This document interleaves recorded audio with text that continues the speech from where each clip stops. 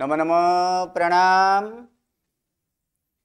नमो रिहंताणं, नमो सिद्धाणं, नमो आयर्याणं, नमो वज्रायाणं, नमो लोये सब्बसाहुणम्। एषो पंचनमुक्कारो सब्बपापप्रणाशनो, मंगलाणं च सव्येसिं पठमं हवै मंगलम्। अज्ञानतिमिरन्धानां ज्ञानाञ्जनशलाकया नेत्रम् उन्मीलितं येन तस्मै श्री गुरवे नमः। परम पूज्य पूज्यपाद कलिकाल सर्वज्ञ हेमचंद्र सूरसर जी महाराजा के द्वारा विरचित सिद्ध हेम शब्दानुशासन नामक व्याकरण ग्रंथ और इसी व्याकरण ग्रंथ से उद्धरित पंडित वर्य शिवलाल जी द्वारा रचित हेम संस्कृत प्रवेशिका प्रथमा, मध्यमा और उत्तमा, ऐसे 3 विभागों से विभाजित हेम संस्कृत प्रवेशिका और इसी हेम संस्कृत प्रवेशिका प्रथमा और प्रथमा के प्रथम प्रकरण अर्थात क्रियापद प्रकरण। क्रियापद बनाने हेतु नियम की आवश्यकता है और इस नियम में 1 मिनट चालू रखना।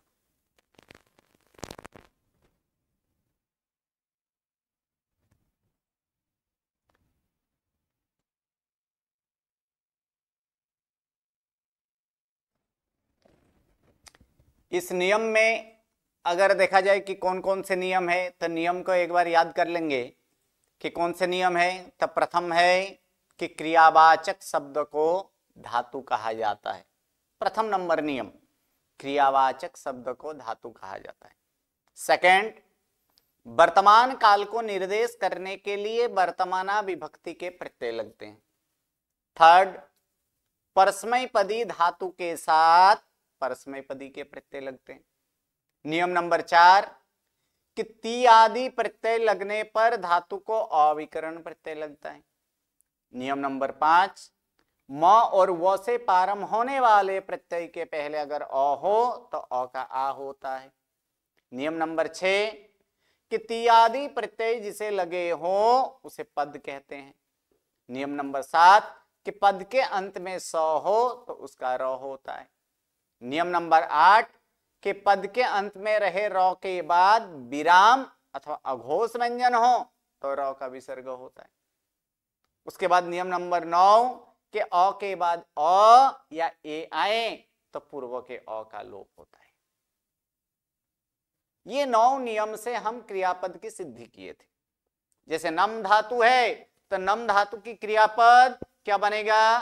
तो उत्तम पुरुष एक वचन में नमामि, उत्तम पुरुष द्विवचन नमावह, उत्तम पुरुष बहुवचन नमामह, मध्यम पुरुष एक वचन नमसि, मध्यम पुरुष द्विवचन नमथः, मध्यम पुरुष बहुवचन नमथ, अन्य पुरुष एक वचन नमति, अन्य पुरुष द्विवचन नमतः और अन्य पुरुष बहुवचन नमन्ति।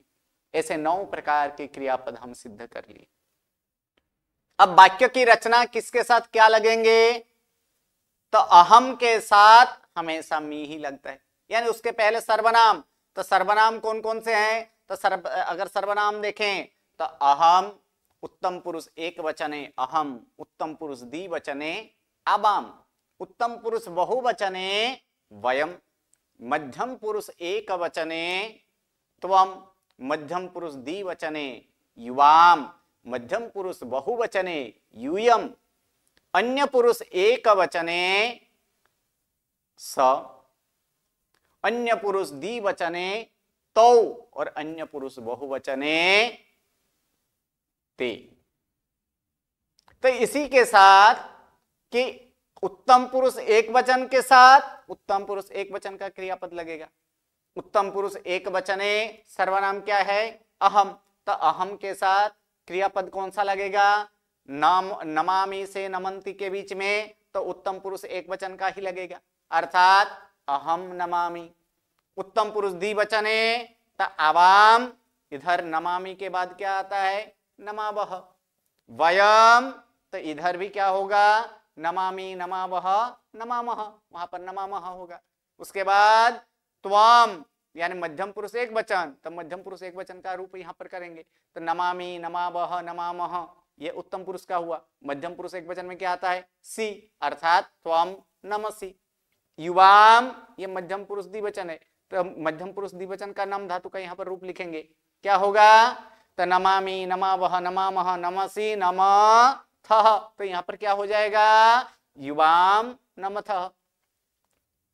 बहुवचन में मध्यम पुरुष बहुवचन है, तो मध्यम पुरुष बहुवचन है क्या है, यूयम, तो यूयम के साथ क्या आएगा, तो ये मध्यम पुरुष बहुवचन का क्रियापद, तो मध्यम पुरुष बहुवचन के क्रियापद क्या है, तो नमामि नमावह नमामह, ये उत्तम पुरुष का हुआ। नमसि नमथः, और उसके बाद मध्यम पुरुष बहुवचन में क्या आता है, नमथ, यानी क्या हो जाएगा, यूयम नमथ। अन्य पुरुष एक वचन है, अन्य पुरुष एक वचन है सह, लेकिन नम न व्यंजन से प्रारंभ होता है, इसीलिए सह का स हो जाएगा, यानी स, और अन्य पुरुष एक वचन में क्या आता है, ती आता है, अर्थात स नमति। फिर अन्य पुरुष द्विवचन है, तो अन्य पुरुष द्विवचन में तौ, तो तौ के साथ क्या होगा, तो तौ के साथ अन्य पुरुष द्विवचन का क्या होता है, नमतः, यानी तौ नमतः। अन्य पुरुष बहुवचन, अन्य पुरुष बहुवचन क्या है, सर्वनाम के ते, और वहां पर क्या आएगा, तो अंति आएगा, यानी ते नमन्ति, अर्थात अहम नमामि, अवाम नमावह, वयम नमामः, त्वम नमसि, युवाम नमथः, यूयम नमथ। उसके बाद स नमति, तौ नमतः, ते नमन्ति, इस प्रकार है। अब यहां तक तो हम लोग तो देख लिए थे। उसके बाद आया था संधि। संधि है क्या, तो संधि के लिए हम देखे थे कि संधि क्या है, तो संधि के लिए बताया गया था कि जब दो परस्पर वर्ण यानी परस्पर वर्णों के जो मिलन है, उस मिलन से होने वाले विकार, और उसी विकार का नाम है संधि। यानी जब दो परस्पर वर्ण मिले और उस वर्ण के मिलन से जो विकार उत्पन्न होता है, यानी जो परिवर्तन होता है, जो परिवर्तन वाला रूप जो आता है, उसी परिवर्तन को ही संधि कहा गया है। और ऐसे संधि मूलतः तीन प्रकार के हैं, एक स्वर संधि, दूसरा है व्यंजन संधि, और तीसरा है विसर्ग संधि। लेकिन उसको अभी यहाँ पर नहीं देखते हैं, जैसे जैसे संधि का नियम आएगा वैसे वैसे हम लोग देखते जाएंगे। लेकिन यहाँ पर है कि स्वर या व्यंजन, यहाँ पर वर्ण बोला गया, यानी स्वर परस्पर दो स्वर मिले तो भी वहां पर कुछ विकार होता है, तब भी उसे संधि ही बोला जाएगा। दो व्यंजन परस्पर मिले तो वहां पर कोई विकार होता है, तब भी वहां पर संधि माना जाएगा। व्यंजन के साथ स्वर का मिलन होने से जो विकार उत्पन्न होता है, वहां भी उसे भी संधि माना जाएगा। इसीलिए बताया गया है कि स्वर और व्यंजन पास पास में आए तो संधि होती है। जब भी स्वर और व्यंजन यानी स्वर के बाद स्वर आए, स्वर के बाद व्यंजन आए, या तो व्यंजन के बाद स्वर आए, तो उसमें अगर कोई ऐसे विकार उत्पन्न होता है, कोई परिवर्तन वाला रूप हमें दिखाई देता है, तो वहां पर संधि अवश्य में करनी है। संस्कृत में एक वस्तु है, एक निश्चित एक चीज है कि जहां पर संधि होनी चाहिए या तो करने योग्य है, वहां पर अवश्य में वो संधि करनी होती है। इसलिए इस संस्कृत में संधि का स्थान हृदय के स्थान में, संस्कृत भाषा में संधि का स्थान हृदय के स्थान पर है। क्योंकि जितना संधि में पकड़, यानी जितना संधि में पकड़ में मजबूत हो, जितना संधि मजबूत, उतना संस्कृत भाषा स्पष्ट होता है।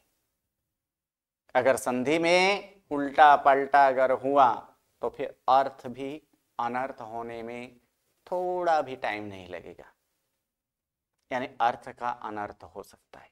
इसीलिए सिर्फ ये संस्कृत भाषा में भी नहीं, कोई भी भाषा में अगर संधि विच्छेद अगर नहीं कर पाए, संधि अगर नहीं कर पाए, इसलिए संधि के नियमों को तो विशेष रूप से हमें देखना है। तो ये संधि है, यहां पर हम देखेंगे तो संधि में क्या क्या संधि होती है। तो यहां पर देखे कि अभी अभी हम लोग देखे थे कि स का यहां पर जो विसर्ग है सह, वो विसर्ग का लोप हो जाता है। कब? कि व्यंजन आने पर, स्वर आने पर नहीं होता है। उसके बारे में आगे जाकर भी हम बात करेंगे। लेकिन उसके बाद भी जैसे कि पद के अंत में म हो, तो कोई जगह म का स्थान अनुस्वार ले लेता है, कोई जगह म के स्थान पर ये अनुनासिक आ जाता है। तो कब किसका क्या क्या चेंजेस होता है उसको भी यहां पर हम लोग देखेंगे। साधारणतः यहां पर मैं कुछ यहां पर लिखता हूं जो कि आप लोग को पता ही है।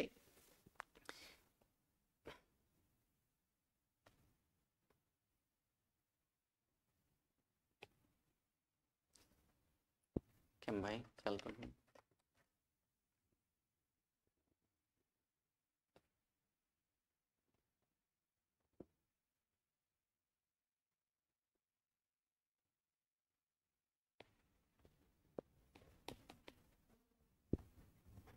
चलिए, थोड़ा टेक्नोलॉजी का थोड़ा लगभग प्रॉब्लम है। तो यहां पर हम देखेंगे कि ये संधि जो है, जैसे कि नमस्कार सूत्र में भी यहां पर अगर देखे नमो अरिहंताण, उसके बाद किसकी उच्चारण किया जाता है? अनम्यूट कर दो। क्या है कि नमो अरिहंता, उसके बाद क्या बोला जाता है? हणम। अरिहंताणम।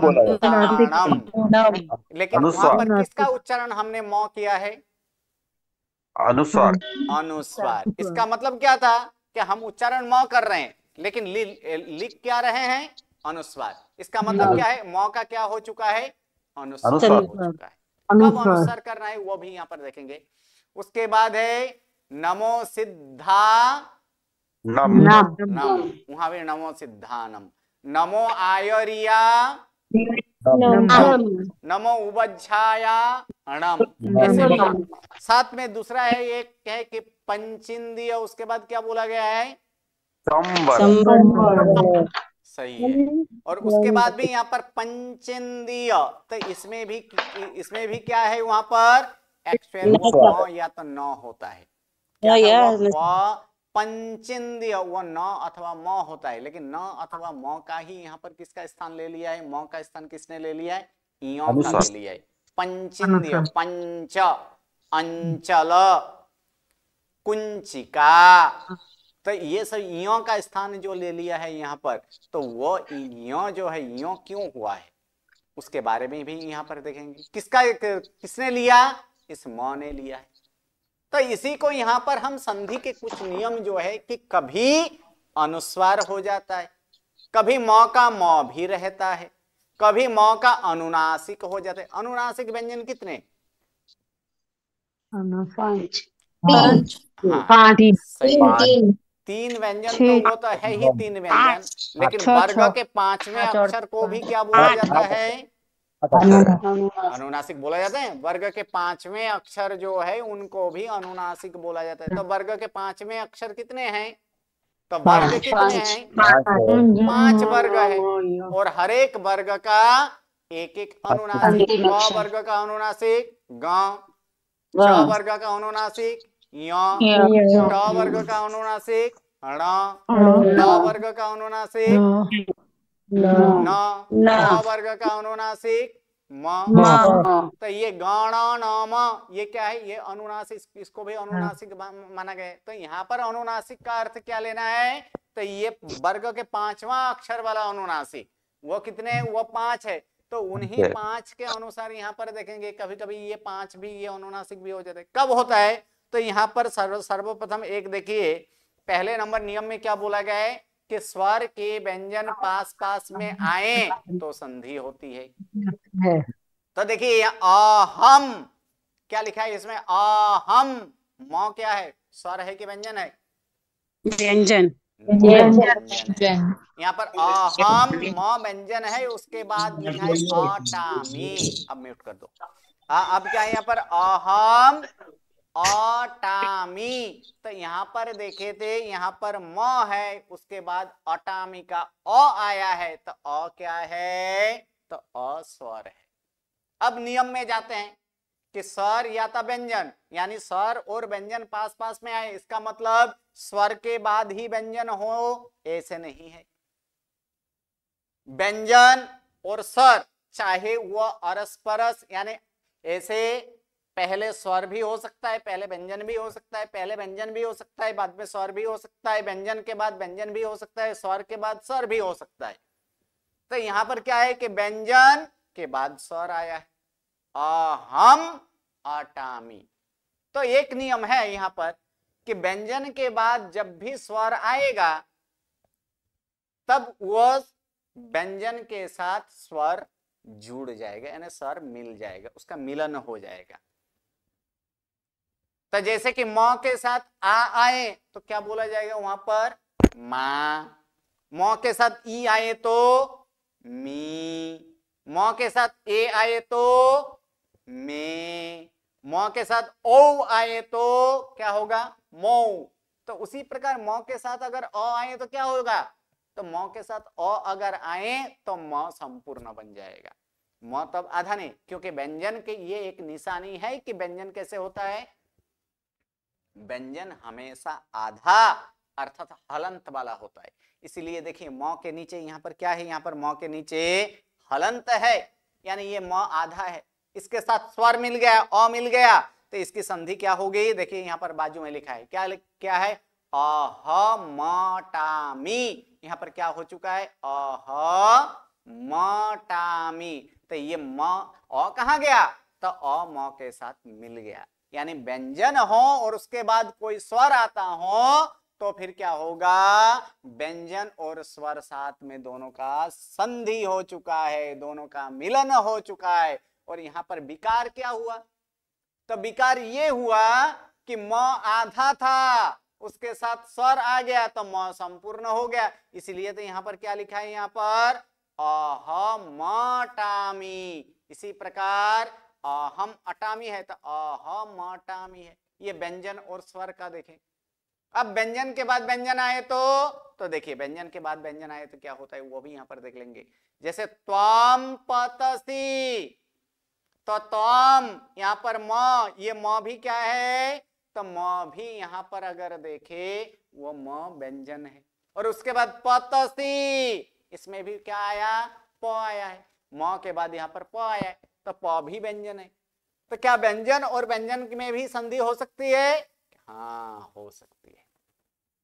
यहां पर दो रूल है, या तो म का अनुस्वार करना है या तो फिर म के बाद जो वर्ण है, म के बाद कौन सा वर्ण है, तो म के बाद आया है प। म के बाद क्या है, तम, और उसके बाद क्या आया है, प आया है।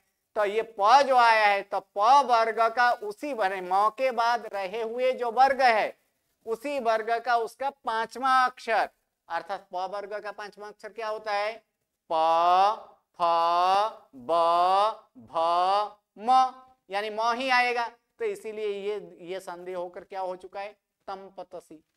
अथवा तो अनुस्वार भी किया जाता है, उसके लिए नियम हम लोग नीचे देखेंगे। यहाँ पर सिर्फ ये दिखा रहे हैं कि स्वर और व्यंजन पास पास में आए तो संधि होती है, ऐसे भी है। दूसरा है कि सीता अर्चती, देखिए यहां पर क्या है, सीता अर्चती।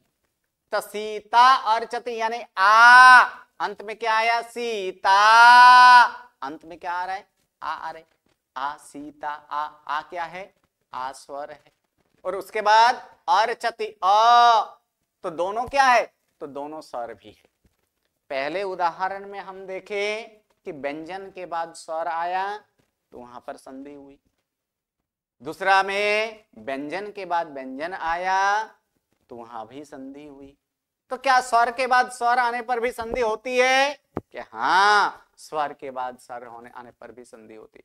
तो सीता अर्चति, इसमें देखिए सीता आ और अर्चति का अ, ये दोनों का मिलन, और मिलन होकर ये क्या हो चुका है, सितार्चति। क्या बन गया यहाँ पर, सितार्चति। यानी वो भी आगे जाकर हम संधि के नियम देखेंगे। समान स्वर के बाद समान स्वर आए तो दोनों मिलकर स्वदीर्घ हो जाता है, ऐसे नियम आता है जो कि आगे जाकर हम देखेंगे। लेकिन अभी यहाँ पर तो यहाँ इसका मतलब है कि व्यंजन और स्वर जब पास पास में आए तब अवश्य में वो संधि करनी होती है। अब संधि का नियम क्या क्या है, तो वो संधि का नियम एक एक करके यहाँ पर पढ़ जाते हैं कि संधि का नियम क्या है।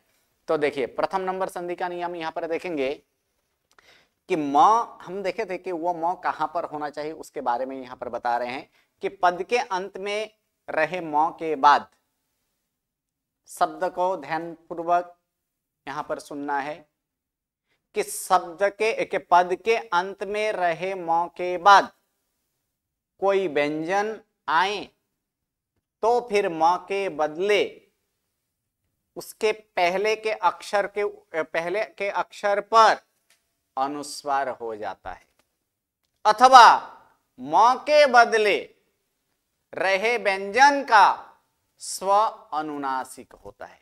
म के बाद रहे व्यंजन का स्व अनुनासिक होता है। अपना अनुनासिक क वर्ग का अनुनासिक क्या है, ग। छ वर्ग का अनुनासिक क्या है, य। ट वर्ग का अनुनासिक क्या है, तो ट वर्ग का अनुनासिक होता है ण। त वर्ग का अनुनासिक क्या है, तो त वर्ग का अनुनासिक होता है न। प वर्ग का अनुनासिक क्या है, तो प वर्ग का अनुनासिक होता है म।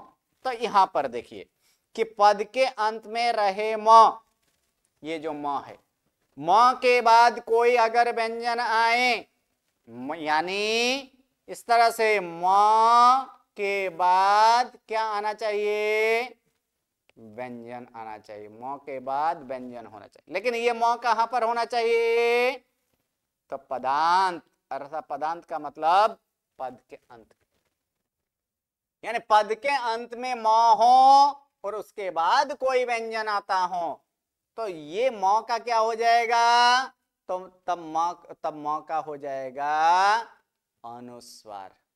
क्या कर देंगे इन म का कर देंगे अनुस्वार।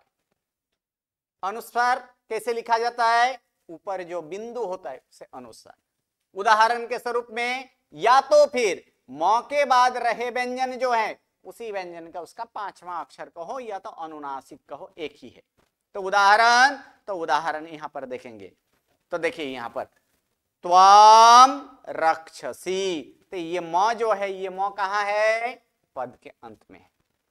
त्वम ये भी एक पद बन चुका है, यह भी सर्वनाम का एक पद है, विभक्ति का प्रत्यय उसमें भी लगा है।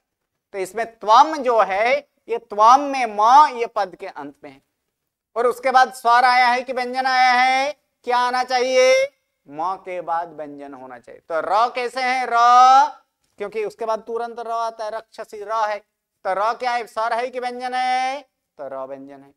तो क्या करना है कि म के बाद अगर व्यंजन आए तो म का अनुस्वार हो जाता है, अथवा तो र का ही अनुनासिक होता है, यानी म के बाद रहे व्यंजन का अनुनासिक स अनुनासिक।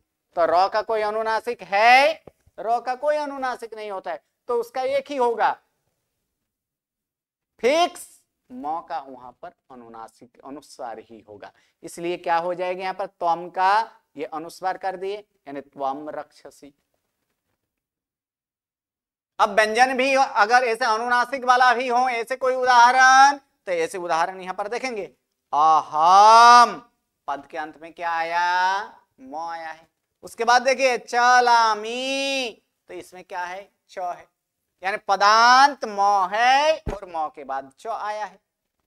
तो फिर क्या करना है कि म है और म के बाद च आया है, तो वहां पर एक प्रथम नंबर नियम से कि म के बाद च, तो च कैसे हैं, तो च व्यंजन है, तो च व्यंजन है, अथवा एक बार क्या करेंगे, एक बार उसका अनुस्वार कर देंगे। तो अनुस्वार करेंगे तो अहम और चलामी।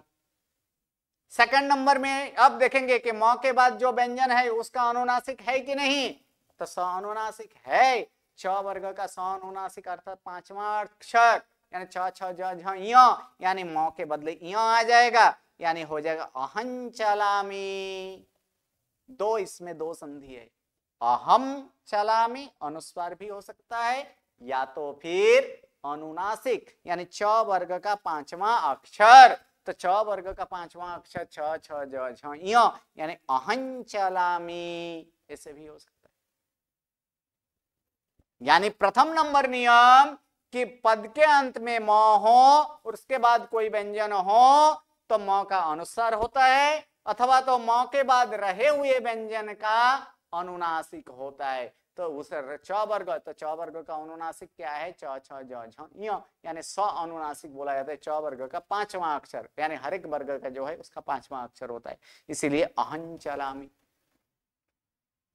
अब सेकंड दूसरा यहां पर नियम, और एक नियम देखे कि पदांत म के बाद कोई स्वर आए, व्यंजन का तो हम लोग देख ली, व्यंजन आए तो म का अनुस्वार हो जाता है, लेकिन कोई स्वर आए तो स्वर आए तो अभी अभी हम लोग देखे थे, तो वह व्यंजन म के साथ जुड़ जाएगा, क्योंकि अभी म की संधि हम देख रहे हैं।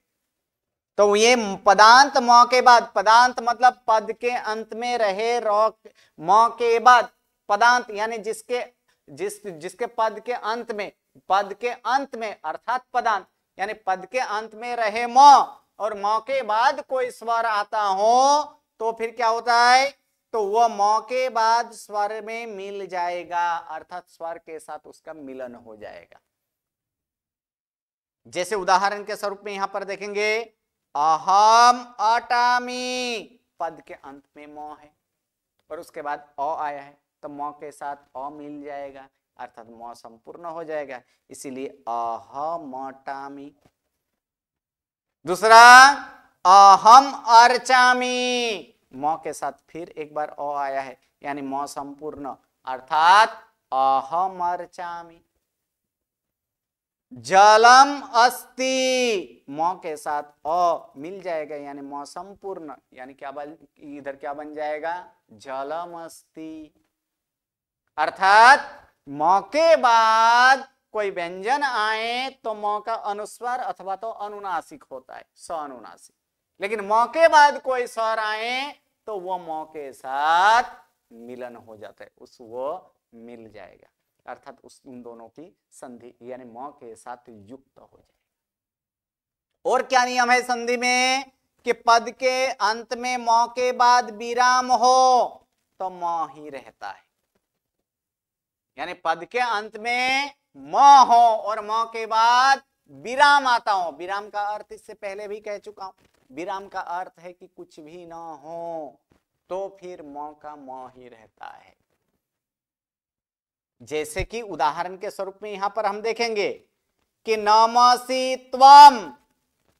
अब आप सोचते होंगे कि ऐसे भी क्या संस्कृत में लिखा जा सकता है?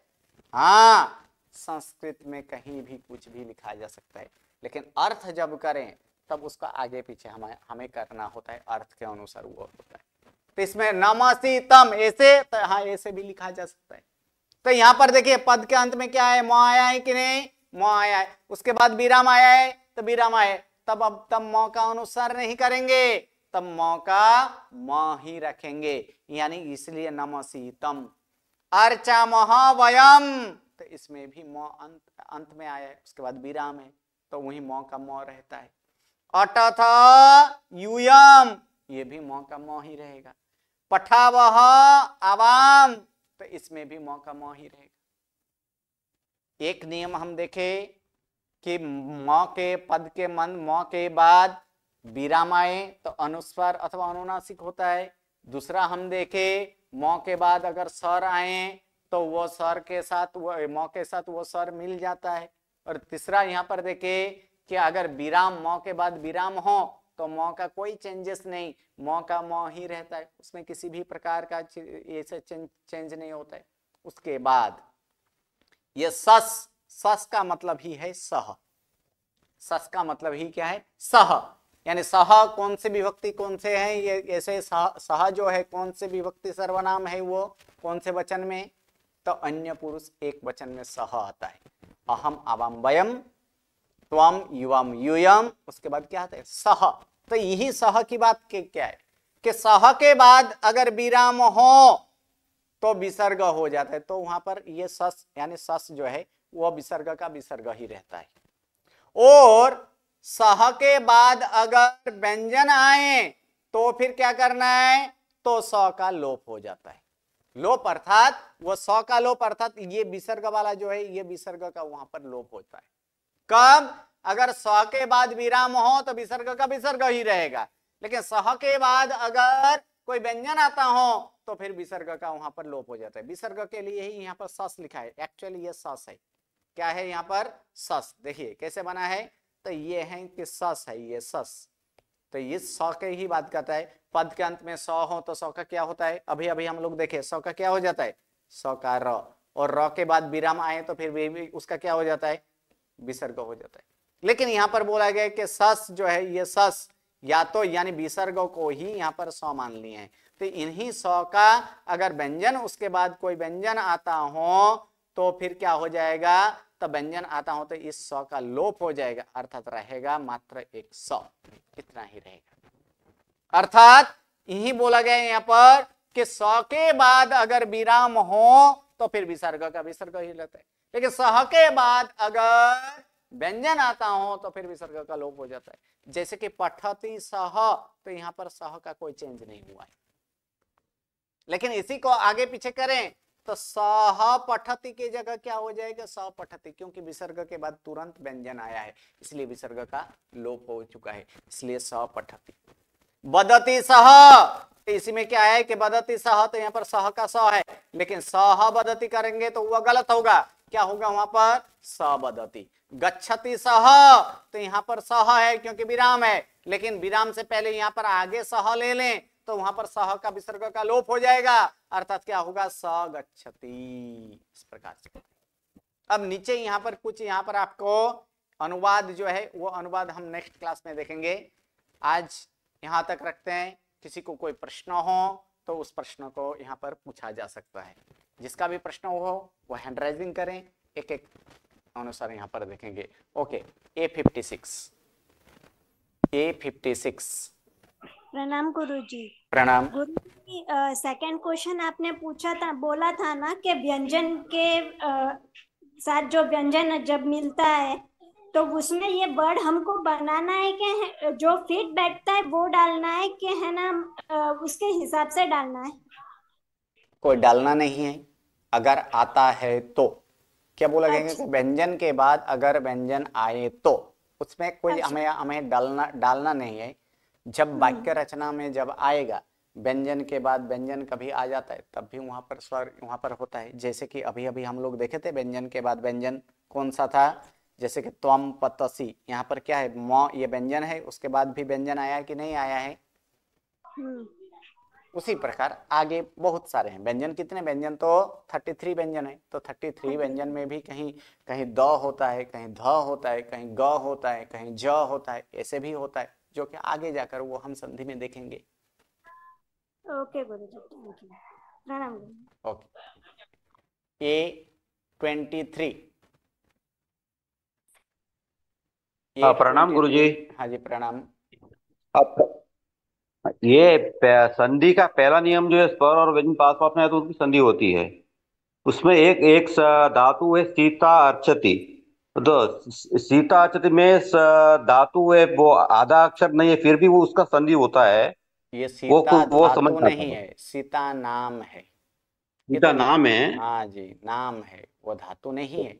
क्योंकि धातु का अर्थ क्या होता है? धातु का अर्थ होता है क्रिया करना। सीता का अर्थ कोई क्रिया नहीं होता है। सीता यहाँ पर नाम है, नाम। और अर्चति में अर्च धातु है, ये अर्चति ये क्रियापद है। यहाँ पर नाम यानी यहाँ पर नाम और क्रियापद, सिर्फ मात्र धातु क्रियापद और क्रियापद में ही संधि होती है ऐसे नहीं है। नाम के साथ दूसरे नाम का भी संधि हो सकता है, नाम के साथ क्रियापद का भी संधि हो सकती है। तो ऐसे ये संधि के नियम है। संधि तो किसी के लिए भी है, वो सिर्फ धातु के लिए ही नहीं होता है, नाम के लिए भी प्रयोग होता है। ओके, धन्यवाद गुरु। ओके, प्रणाम। हाँ जी, आगे A64। प्रणाम गुरुजी। प्रणाम गुरुजी, जो दूसरा नियम है ना, म के बदले बाद में व्यंजन का स्व अनुनासिक हो जाता है, तो हम ये म का अहम करते हैं। तो ये जो चौका जो पांचवा हाँ सही है। तो ये सही रहेगा या अहम वाला ज्यादा चलन में रहता है? नहीं, है कि या दोनों कहीं फिर इस प्रकार से लिखा गया है, अहं चला में लिखा गया है, तब फिर हमारे माइंड में ऐसे नहीं आना चाहिए कि ये तो गलत है। ये गलत नहीं है, ये सही है, ये संधि के रूल से हुआ है। हाँ, प्रचलन अनुस्वार का ही ज्यादातर है, ज्यादातर अभी प्रचलन अनुसार का ही, लेकिन ऐसे भी अक्षर वहां पर मिलता है, तो वहां पर ये गलत है ऐसे नहीं मानना है, इसलिए इसकी भी जानकारी होनी जरूरी है। जी गुरु जी, प्रणाम, धन्यवाद। आगे A16। सर वो थर्ड नियम है ना कि म मतलब म के बाद विराम आए तो फिर क्या? म का म ही रहता है।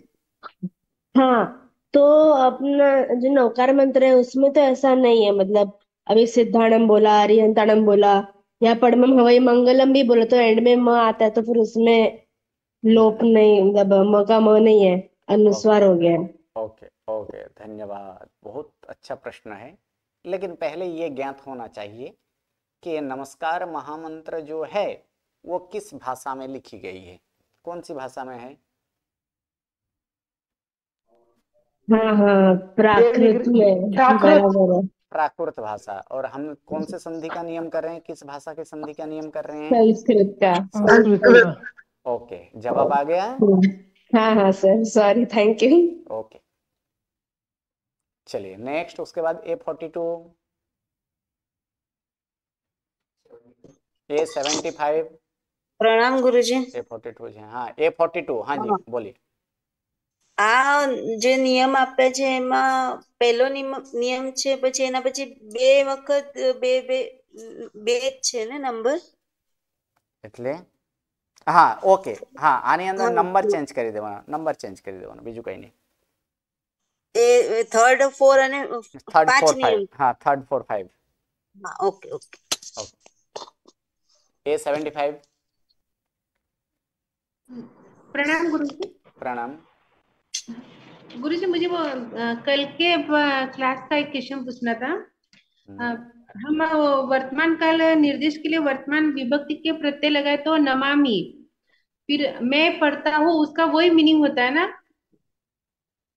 हम वर्तमान काल को निर्देश करने के लिए वर्तमान विभक्ति के प्रत्यय लगाते हैं, वहां पर नमामि तो मैंने कभी सिखाया ही नहीं। नहीं गुरुजी, नम है, फिर आगे का वो परस्मय पदी धातु के साथ परस्मय पदी प्रत्यय लगते हैं। फिर अब मतलब वो जो आपका क्वेश्चन क्या है? नमामि जो है उसका अर्थ क्या होता है, ये ना? हाँ, नमामि का अर्थ होता है कि मैं नमस्कार करता हूँ। हाँ, फिर हमें आगे का वो सर्वनाम सीखा है, तो उसमें अहम नमामि बोलेंगे। अहम नमामि बोलेंगे, तो उसका भी अर्थ वही सेम आएगा ना? एक्चुअल नमामि का अर्थ होता है कि नमस्कार करता हूँ। अच्छा, हाँ, नमस्कार करता हूँ, लेकिन मैं सर्वनाम है, तो नमस्कार करता हूँ, तो इसमें कौन करता है, क्या समझा जाएगा कि कौन करता है नमस्कार? मैं ही होगा। हाँ। इसीलिए उसके साथ नमामि के साथ हम लोग बोल देते हैं कि मैं नमस्कार करता हूँ। बाकी नमामि का अर्थ क्या होता है? नमस्कार करता हूँ। हाँ, मतलब उसके आगे कुछ ऐसा शब्द नहीं है कि सर्वनाम हाँ, या कभी कभी जैसे संस्कृत में क्या होता है कि कर्ता छुपा हुआ रहता है। ये क्या हुआ? ये क्रियापद हुआ। नमामि क्या है? क्रियापद। क्रियापद मतलब हाँ। क्रिया को सूचित करने का बदल। लेकिन ये क्रियापद किसके लिए है? ये कौन कर रहा है? कर्ता कहाँ है इसका? तो कर्ता कभी कभी छुपा हुआ रहता है। जैसे कि वाक्यों में भी कभी कभी ऐसे होता है कि कोई मुझे बुला रहे हैं कि या ये व्यक्ति यहाँ पर आओ, तब मैं वहां पर जवाब क्या दूंगा कि आता हूं। तो इससे ही क्या पता चलता है कि मैं आता हूं, ही यहाँ पर होता है ना। हाँ। उसी तरह वहां पर कर्ता का वहां पर छुपा हुआ है, मैं कर्ता का उच्चारण नहीं किया है, आता हूं इतना ही बोला है। उसी प्रकार नमामि से क्या समझ लेना है कि मैं नमस्कार करता हूँ। एक्चुअल नमामि का अर्थ होता है कि नमस्कार करता हूँ। हाँ, तो इसी तरह आगे के प्रत्यय का भी अर्थ हाँ, आगे की भी उसी तरह से। लेकिन जब आता है कि मैं नमस्कार करता हूं, तब वहां पर अहम नमामि, यहाँ इस सर्वनाम के साथ ही बोलना है। हाँ गुरुजी, प्रणाम गुरुजी। ओके, प्रणाम। चलिए आगे कौन है? आगे कौन है? जिसको बोला जाए वही। हाँ, कौन है? A14। और जिसका क्वेश्चन आंसर हो गया है वो मतलब हैंड राइजिंग को निकाल सकते हैं, ठीक है, जिसका हो चुका है उसका। Okay, A14। प्रणाम गुरुजी। प्रणाम। आप जो स्टार्टिंग में स्तुति बोलते हो वो ज्ञान की अज्ञानते निरंधानम, वो क्या रिटर्न में टाइप करके मिल सकता है? क्योंकि जब मैं बोलती तो उच्चारण गलत आ जाता है सुन सुन के भी। ओके ठीक है, ट्राई करेंगे। ठीक है गुरुजी। ओके चलिए, उसका A3। प्रणाम सर। ये जो एक दो क्लास पहले सब वर्ड्स का मीनिंग जो आप बता रहे थे उसमें मैं लर्न कर रहा था, उसमें क्षर और पद दोनों का मीनिंग कुछ गिरना लिखा है। ओके। जैसे भन और पट दोनों का मीनिंग कुछ पढ़ना सही है, कंफ्यूज हो जाता हूँ। सही है। अब क्या है कि शब्दानाम अनेका अर्थनाम, एक ही शब्द का बहुत सारे अर्थ निकल सकता है। तो कभी अर्थ भन यूज कर सकते हैं पढ़ने के लिए, कभी कहने के लिए कथ भी यूज किया जा सकता है, कभी भन भी किया जा सकता है। इसीलिए एक शब्द का अनेक अर्थ होता है। अब इसमें ग्रंथकार वो क्या होते हैं, ग्रंथकार स्वतंत्र होते हैं कि मुझे कौन सा अक्षर लिखना है और कौन सा नहीं, वो अपने अक्षर। हाँ, अर्थ एक ही शब्द का बहुत सारे अर्थ हो सकता है, इसलिए ये सही है, कोई गलत नहीं है।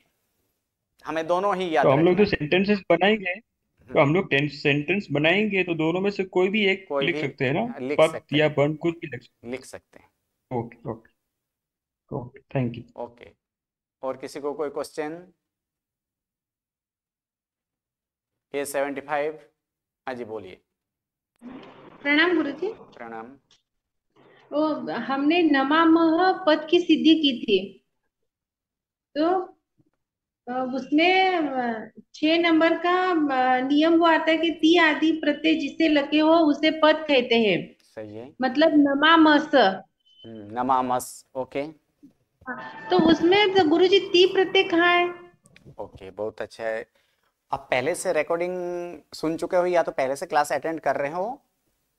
अटेंड कर रहे हो, लेकिन बीच में थोड़ा गैप हो गया था, ओके 1-2 मिनट हो गया। ओके ठीक है, पहले एक बार उसको आप जो है ना, आप एक बार रिकॉर्डिंग देख लें, उसके बाद नेक्स्ट क्लास में इसका मैं जवाब दे दूंगा, ठीक है?